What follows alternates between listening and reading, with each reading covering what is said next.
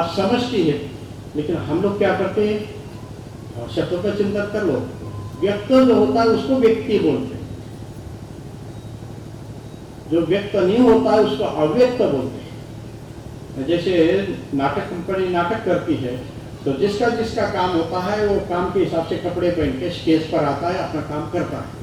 काम पूरा होने के बाद वो पर्दे के पीछे चला जाता है, फिर दूसरा काम करने के लिए दूसरे कपड़े पहन के वही आ जाता है। क्योंकि एक बार हम जब छोटे थे तो ऐसे नाटक देखने चले गए, तो एक लंगड़ा था, उससे काम करने वाला दिन को उसको देखा था हमने, लंगड़ा लंगड़ा चल रहा था डंडा लेकर, उससे काम किया। और उसका काम इतना था कि जब वो सामने वाला मारे तो मर जाए, गिर जाए, मर जाए। वैसा प्रसंग आया, मारने वाले ने उसको मारा और वो गिरा, तुरंत पड़दा गिर गया, मर गया। लेकिन बाद में वो दूसरे कपड़े पहन के फिर आ गए। हम लोग आगे बैठे थे और छोटे छोटे बच्चे आगे बैठे, तो डर गए, तो मर गया था, भूत बन के आ गया। बच्चों ने यही बातें शुरू हुई, और बच्चे कहाँ बैठे, फिर भूत आ गए और पास में ही, ऐसा ना हो कि स्टेज से नीचे उतर के हम लोगों के पास आ जाए, पकड़ लेगा, भागे वहां से। लोगों ने पूछा क्या भाग रहे, भूत आ गया। वो कहाँ भूत आ गया, तो वो लंगड़ा था ना, मर गया था, फिर जिंदा होकर आ गया, लंगड़ा जिंदा हो गया। अरे बड़े कपड़े बदल कर करके आ रहा है, ये नाटक ऐसा ऐसा ही होता है इसमें। तो वैसे जो सामने आ गया वह क्या हो गया, व्यक्त हो गया, प्रकट हो गया, व्यक्त हो गया। ऐसा जो स्वभाव वाला है उसी को बोलते हैं व्यक्ति, और जो सामने आया नहीं वो अव्यक्त है। तो आप कैसे बोले, सामने है तो व्यक्त है और पीछे गए तो अव्यक्त है। आप ये आपके यही दो स्वरूप, व्यक्त अव्यक्त। तो आप व्यक्त होते हैं तो एक समष्टि में होते हैं, और जब अव्यक्त हो जाते हैं तो विराट में आप होते हैं। उस समय आपका कोई स्वांग नहीं होता है। पर्दे के पीछे गया तो वहाँ कौन सा स्वांग, वो तो गप लगा रहे, चाय पी रहे, वहाँ लड़ेंगे झगड़ेंगे थोड़ी।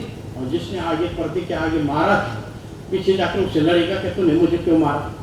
वो तो नाटक था दिखाने का, उसका खेल करना है उनको, पर्दे के पीछे होकर झगड़ा नहीं करना। वैसे आप जब तक संसार में है तभी तक एक झंझट है, पानी पियो, भोजन करो, श्वास लो। और जब आप संसार से अलग हो गए, पर्दे के पीछे चले गए, तो वहाँ खाने की झंझट, पीने की झंझट। अभी अपने को ऐसा ही मान लो, बस आलस का त्याग करो, साधना में लगे रहो। पुरा में सर्व आख्यातम योगी नाम हित काम्य कालम जिगाय यह सम्यक वायुर्लिंगम यथा भवे। भगवान शंकर देव पार्वती को कहते हैं, योगियों के हित की कामना से मैंने पहले जो जो विषय संसार में कहा था उसी का मैं आपके सामने वर्णन करता हूँ। जिन्होंने वायु को जीत लिया था, ऐसे प्रसंग मैंने ऋषि मुनियों को सुनाया था। तेन ज्ञात्वा दिनम योगी प्राणायाम परस्थित स जयति आगतम काल साधना नहीं वसुंधम। ये देवी योग मार्ग के सामर्थ्य से मृत्यु को देखकर जीवात्मा प्राणायाम का साधन का आचरण कर ले तो मृत्यु उससे दूर हो जाती है, काल का उसके ऊपर प्रभाव नहीं होता। वायु सदा वह, वायु का तो स्वभाव है चलते रहना, चंचल उसका स्वभाव है। वो बाहर भी रहता है ना, अंदर भी रहता है, बाहर भी ना अंदर भी। आप लोग इतना नहीं सोचना कि जितना हमने छोड़ दिया वही है, नहीं। वो शरीर के अंदर 10 रूपों में बैठा है, एक ही रूप का आप अनुभव करते हैं कि आ रहा है जा रहा है। कभी कभी अपान का अनुभव कर लेते हैं, कभी कभी उदान का अनुभव कर लेते हैं, लेकिन बाकी जो और प्राण है साथ, इसका अनुभव आपको होता नहीं, लेकिन वो रहता है, तभी आपका शरीर चलता है। वो नहीं चलेगा तब तक आपका शरीर चलेगा नहीं। वो चलता है तो शरीर चलता है, वायु का काम है चलते रहना। हे देवी, ये सब जगह चलता रहता है, आंखों में भी चलता है, कानों में चलता है, शरीर में चलता है, पैरों में चलता है, संपूर्ण शरीर में इसका संचारण होता रहता है। ऐसा ही प्राण है। शतम अब्दम तपस्तत्वा कुशाग्राप विवेद, कहते हैं कि प्राणायाम के द्वारा ही जीवात्मा मृत्यु को प्राप्त या पार कर सकता है, या मृत्यु को समझ सकता है, फिर उसके आगे बढ़ सकता है। इसलिए आवश्यकता है कि आप आलस का त्याग करके प्राणायाम करो, प्राणम का आदान करो, प्राण का आवागमन के ऊपर आप नियंत्रण करो, तो वही प्राण आपको मुक्ति के मार्ग में आगे ले जाएगा। ये तत्कथितम अशेषम वायु सिद्धिम विदात्मया। भगवान कहते हैं यहाँ पर जब आप प्राणायाम का अभ्यास करेंगे उस समय वो प्राणायाम आपको ब्रह्मलोक तक की यात्रा करवा देता है, आपकी शुद्धि हो जाती प्राण के द्वारा, और फिर आप ब्रह्मलोक की यात्रा कर लेते हैं। कहते हैं जरा मृत्यु विनिर्जित्य वायु खेचरी इति। खेचरी मतलब आकाश मार्ग, आप आकाश में चलने वाले हो जाते हैं। देखो वायु के पुत्र है हनुमान, वायु के पुत्र है भीम, दोनों वायु के पुत्र हैं, लेकिन एक आकाश में उड़ता है, दूसरा आकाश में उड़ता ही नहीं जीवन भर। आप लोगों ने कभी सुना कि भीम आकाश में उड़ गए? हनुमान जी के बारे में सुनते रहते कि हनुमान जी आकाश में उड़ गए, कई बार उड़ गए, सुनते रहते हैं। अब ये तो ही पिता के दोनों संतान, एक आकाश में उड़ता है, दूसरा आकाश में उड़ता ही नहीं, ऐसे कैसे?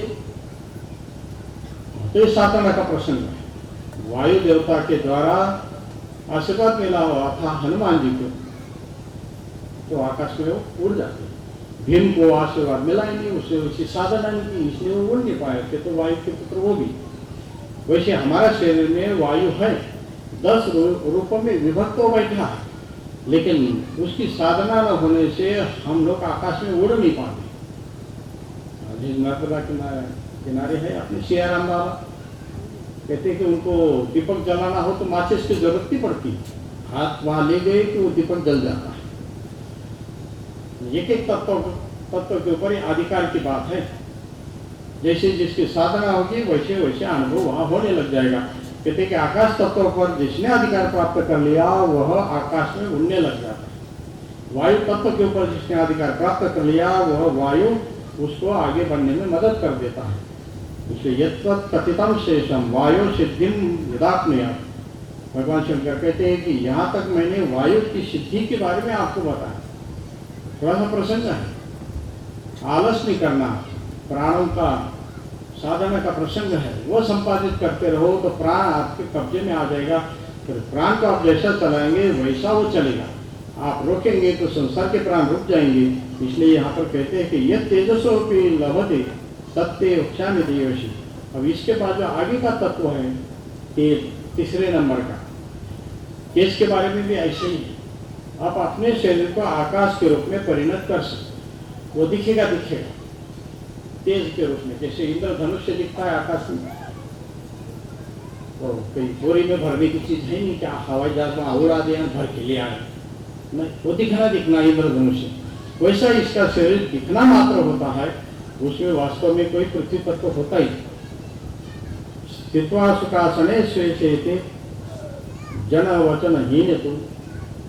कहते हैं कि दूसरों की बातचीत का, कोलाहल का आप त्याग कर दो, फिर वो शब्द होते रहेंगे, आपको सुनाई नहीं देंगे। एकांत स्थान में सुखासन पर बैठकर सूर्य चंद्रमा जैसे आकाश में अपने अपने विचरण कर रहे, वैसे अपने आंखों से भी कुछ दिख जाए तो समझो कि वैसे वो विचरण करने वाले हैं। हमारी आंख तो हमारे नियंत्रण में, तेज के ऊपर यदि नियंत्रण करना है तो अपनी आंखों के ऊपर नियंत्रण करो। आपको जो देखना है वही वो दिखाए, आप जो देखना चाहिए वही आपको दिखे, दूसरा दिखे ही नहीं। ऐसा हो सकता है कि आंख खोलने पर तो सामने का सब दिख ही जाता है, लेकिन भगवान शंकर प्रवचन दे रहे देवी पार्वती को तेज के बारे में भी निश्चित है, आप जो देखना चाहिए वही आपको दिखेगा, जो आप देखना नहीं चाहेंगे वो आपको दिखेगा नहीं। ये कब होगा? वन्निगतम भ्रू मध्य प्रकाश है, आपके ललाट के मध्य में प्राणों का आदान करो, वन्नी का आदान करो।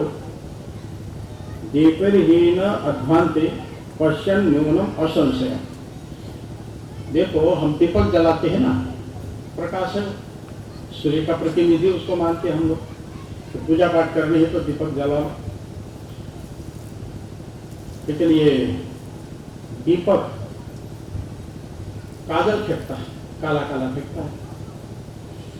तो ये काला काला क्यों फेंकता है? हमने तो दीपक जलाया है प्रकाश के लिए, लेकिन इसमें से तो काला ही निकलता है धुआं। तो क्यों निकलता है? बोले दीपक का ये स्वभाव है, दीपम भक्षयते ध्वांतम कज्जलंच प्रसूयते, ये अंधकार को खाता है इसलिए काला फेंकता है। आप दीपक अंधकार को नष्ट करने के लिए बनाओ मत, जलाओ मत, तो काजल फेंकेगा ही नहीं। मध्य प्रदेश में आप लोग बड़वानी जाते होंगे, सिरजी समाज है, बड़वानी में पूछ लेना, पुराना बस स्टैंड के पास ही योग माया का मंदिर है। वहाँ जो मंदिर है योग माया का, वहाँ दीपक जलाने के लिए उनके दीवान आते हैं राजस्थान से। वो एक ही व्यक्ति दीपक जलाता है पूरे भारत में उनका, तो उसमें से केसर निकलता है, काजल निकलता ही नहीं। पूरे भारत में जहाँ भी योग माया के उनके मंदिर है, तो ज्योति की उपासना करते हैं। अब तक तो दुर्गा की मूर्तियां रखने लग गए, लेकिन उसमें से सिर्फ केसर ही निकलता है, काला निकलता ही नहीं। हम जब एक बार एक जगह अनुष्ठान कर रहे थे, और ऐसे ही नर्मदा पुराण का प्रसंग आया, उसमें ये उपासना का जैसा प्रसंग आया, हमने ऐसे बोला ऐसा हो सकता है कि दीपक जलाए ना अंधकार फैले, काजल पैदा ही ना हो, ऐसा हो सकता है क्या? दीपक के ऊपर कोई भी यदि पात्र आप पकड़ेंगे तो उसके नीचे काला काला लग जाता है। मैंने कहा ये कोई नियम नहीं, तो वो तो केसर भी देता है, मौका आएगा तो केसर भी नहीं देगा, उसे तो जलेगा। कभी आप दिल्ली जाएंगे तो लाल किले में देख लेना, राजा महाराजाओं के समय वहां पर यमुना का पानी बहता था,